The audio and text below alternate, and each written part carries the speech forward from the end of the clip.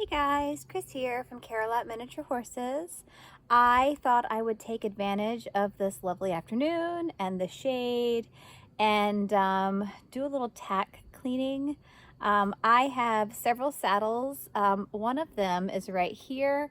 I'm feeling a little lazy. Rather than go all the way down to the barn, which isn't that far, but rather than go down to the barn to get my actual saddle stands, I'm just using some of my patio chairs with a towel thrown over the back.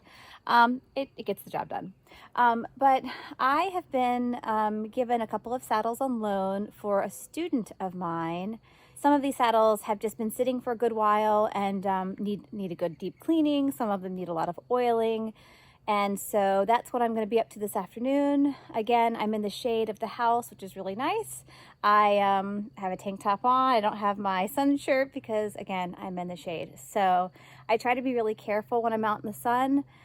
Just having kind of spent a lifetime out in the sun, I've got all kinds of skin damage and well, I guess it's sun damaged skin, and I'm kind of thinking, who doesn't my age? But again, I'm taking advantage of the shade, and I'm going to do some tack cleaning, oiling here, and I'll show you some of the products I'm using.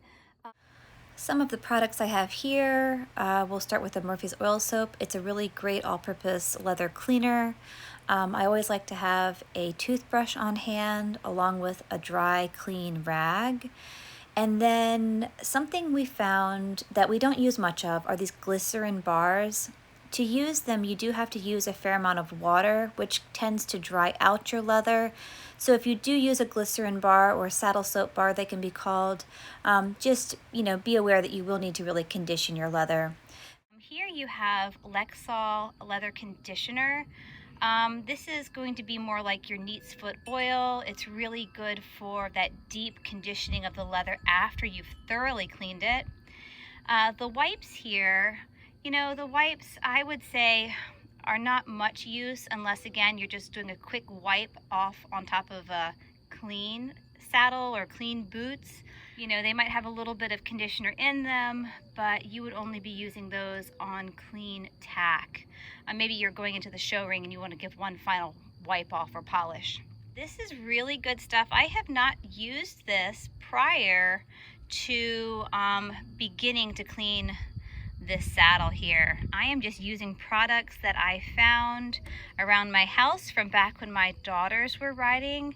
My oldest, rode through college a little, but it's been quite some time since we did any thorough tack cleaning. In the process of applying this passier, I think how you say it, this leather balm to my saddle here.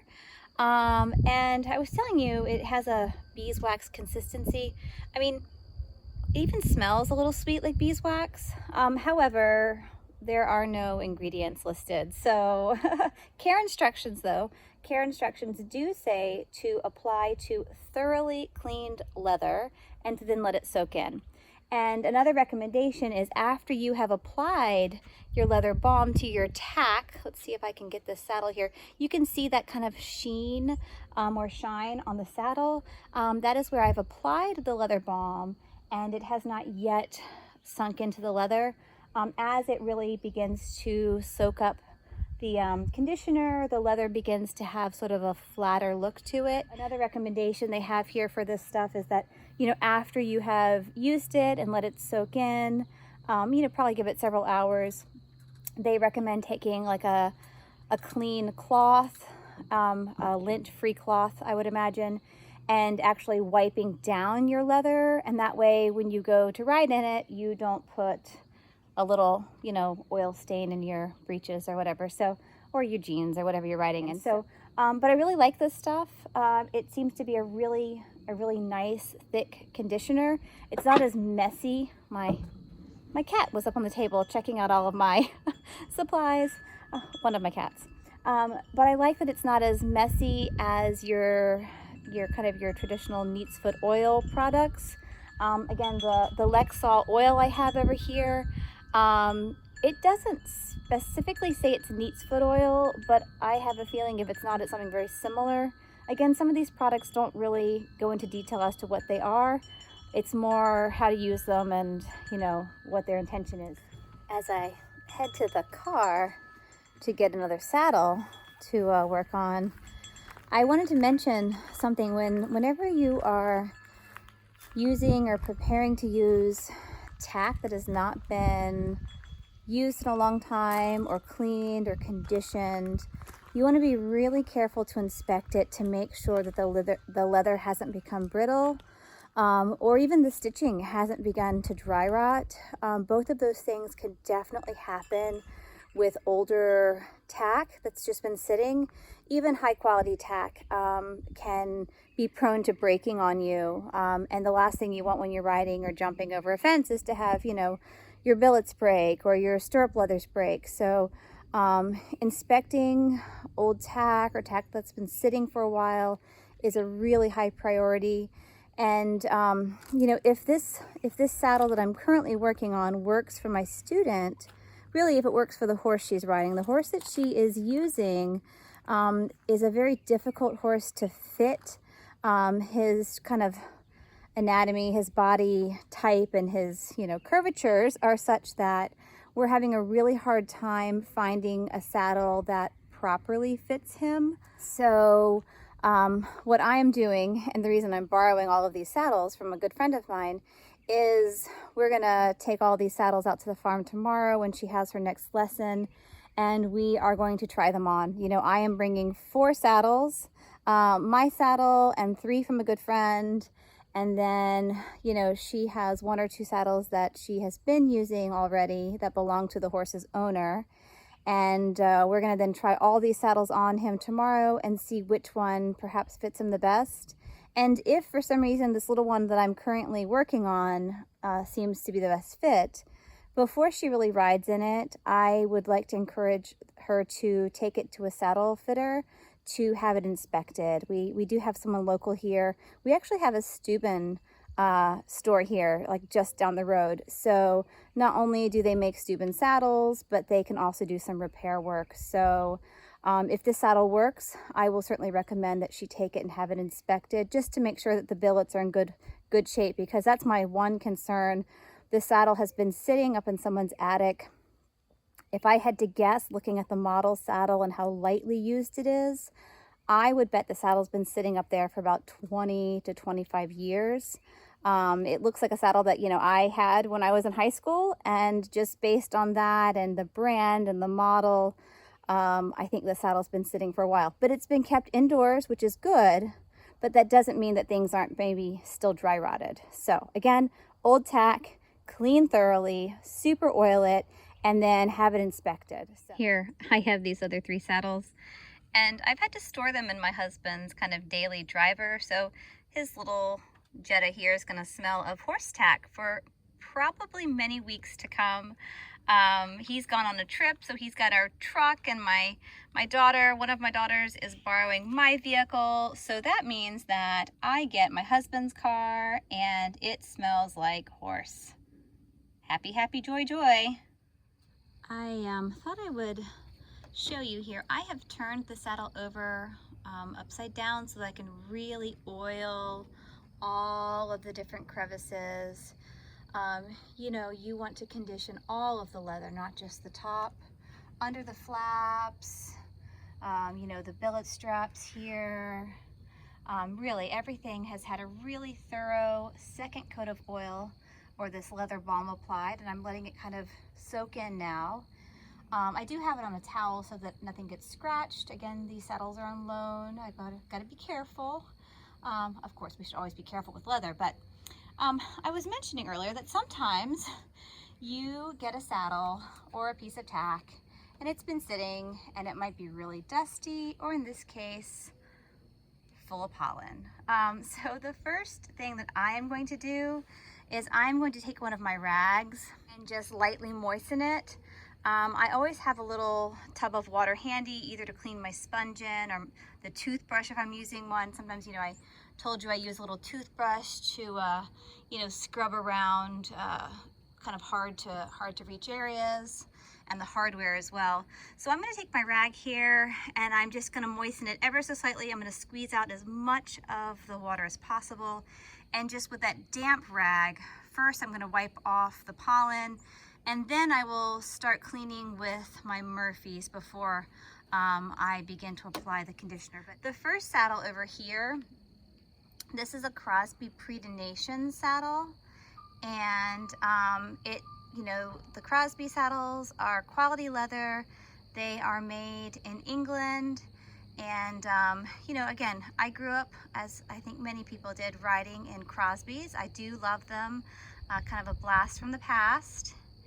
And then this second saddle here is also a Crosby. It's a newer model. This is a Crosby Equilibrium, I believe. And both of these, are knee roll less.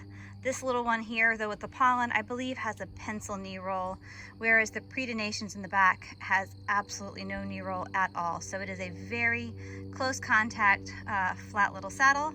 But again, they're both quality leather, and I am going to do my part to clean and condition and bring them back to life. I have just finished wiping down the second saddle, and I'm happy to report it was not a very dirty saddle. Again, it was just the pollen. It's a little dusty. So I was able to give it a fairly quick wipe with my Murphy spray, and I will now, apply the oil or the balm to it. I recognize, though, that something I forgot to mention when it comes to cleaning tack. And I know I'm dating myself. I'm kind of showing my age. I'm a product of the 80s, right? Because of probably my preferences for cleaning products. But one of the most important things when you're cleaning tack, cleaning a horse, cleaning anything really, is elbow grease. And you have to be willing to really put in the hard work and the time to do a thorough job. You have to really scrub and clean and get into the crevices, and really you just can't gloss over. If you're going to truly be cleaning tack with the intention of trying to preserve the leather, even the highest quality leather needs to be cared for properly, and it needs to be preserved and protected. So elbow grease is the number one thing that anyone needs to have when they are thoroughly preparing to clean a tack. So kind of a funny story about how I wound up with a Dover circuit saddle. I was a Crosby girl my whole life growing up, elementary, middle, high school, even college, I rode in Crosbys. Except for when I was doing dressage, I was, in some other kind of dressage saddle. But whenever I was riding hunters, I was in a Crosby saddle. And so after I graduated college, I was wanting a new saddle because my old saddle was very similar to that first saddle I showed you. It was a Crosby Predinations, very flat. It had a flat flap. It had no forward knee roll or anything. It did have a pencil knee roll, so it had a little bit of something, but very little. And so I was looking for a new saddle, because times had changed, and I wasn't a high schooler anymore. My body was a little different than it was when I was 16, right? So what I really wanted was a Crosby Centennial. I had a friend who had one, and I sat in it, and it was like a dream. So I really wanted a Centennial. They had nice big knee rolls. They were really cushy and comfortable. And so rather than pay full price for one, because I gotta admit, I'm a bit of a bargain shopper, or I don't know. I mean, I don't want to say I'm cheap, but I'm not really big about paying a ton of money for things that I don't have to, right? So I didn't really want to pay, full price for a Centennial. They were pretty expensive at the time. I don't know, they may have been close to $2,000, and you had a young family, just couldn't drop that on the saddle, right? So my husband and I turned to eBay, because eBay was really big. And we had been looking for one, and then we found one. And so my husband, being the savvy guy he is, he kind of stalked the auction and was really keeping a very close eye on it. And then at the very last minute, he did in fact swoop in, and we won the saddle. Well, we then received kind of a nastygram from someone saying, kind of how dare we, that, she was a high schooler and this was all the money she had, and again, how could we swoop in and steal that saddle from her? So we kind of said whatever. We backed off, and I did not get my Centennial. And that's when I got my Dover saddle. So, you know, that's kind of how that happened. I actually found this circuit in like the scratch and dent area of Dover. Sometimes they have saddles that have minor blemishes, or sometimes they just have overstock. And so I was able to get a really good deal on this saddle, and it suited me well. It you know, I showed in it for a little while. My daughter, you know, rode and showed in it for many years. So you know, it was a good bang for the buck, and I'd certainly recommend a Dover saddle if you're looking for a saddle on a budget. I would check Dover for sure. One or two final parting tips I will leave you with today before I pack up and put my saddles away. The first one really is there are no shortcuts to thorough, proper tack cleaning. The only way you can really shorten the amount of time that it takes to truly clean leather is to do it more regularly. You know, the more often you clean your saddle, your boots, your bridle, the less dirty it will be. Therefore, the quicker you'll be able to thoroughly clean it and condition it. So, you know, if you're looking for a quick clean, it needs to be a frequent clean, certainly after a really thorough clean. So that's one little tip, you know, you just can't shortcut it. And the second thing, you know, I mentioned some of these products are kind of oily. And so I'm going to use an old t-shirt here that's just a rag. It's a clean rag, and I'm going to wipe down all of the saddles before I put them in the car for tomorrow. And the final kind of tip of the day I will leave you with is be prepared to get dirty, a little oily. You're going to certainly smell like saddle soap and leather. So if you're like me and you kind of love those smells, it's not a big deal. If you're not a horse person, it's probably not your thing. But again, those are the 3 tips I wanted to leave you with. All right, guys, thanks for joining me today. I hope you enjoyed following my afternoon as I cleaned all of these saddles up. And now I'm going to load them in the car, and, you know, hopefully something will work tomorrow. I have just loaded the 4th saddle into the car. I'm going to lock it up just for safekeeping tonight. You know, we are, you know, out in the country, but, you know, it's never a bad idea to lock your cars. You might see we've got 2 campers in our driveway currently. This larger one, it's a Springdale. This is our camper. We bought it to camp with anywhere from, you know, 4 to 6 to 8 people or more. And then the Winnebago behind me here, that's my brother's camper. They're a family of 3, and so when they go camping, they just didn't need quite as much room, but it's currently parked here at our house, having a little camper play date.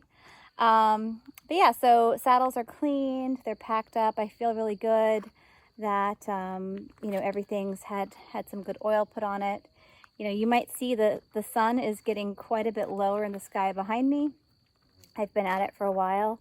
You know, tack cleaning is a time-consuming thing, but I feel really good knowing that everything's clean, it's been well oiled, and that's sort of the thank you to my friend for, you know, potentially loaning these saddles to us.